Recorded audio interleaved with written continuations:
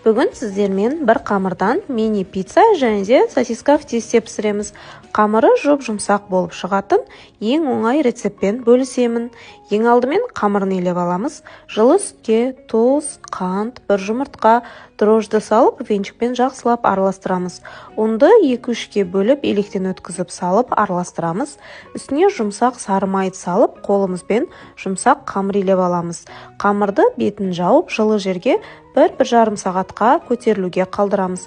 Көтеріліп шыққан қамырлардан 20-22 зуалалар жасап аламыз. Сосиска в тестелерді дәл видеода көрсетілгендей, не болмаса өз қалауларыңызша түйіп алсаңыздар болады.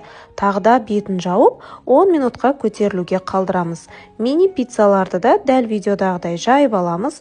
Кетчуп жағамыз, үстіне сыр саламыз.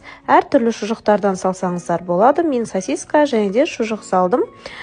Жан-жағына жұмыртқаның сарысын жағып, қалауларыңызша күнжіт сеуіп, 180 градуста қызып тұрған пеште 25-30 минут уақытта пісіріп аламыз. Жан-жағы қызарған кезде аласыздар.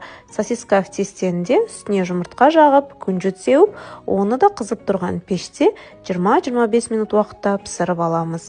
Жұп-жұмсақ болып, қамыр үлпілдек болып пісіп шығады. Сіздер де жасап көріңіздер, ас болсын.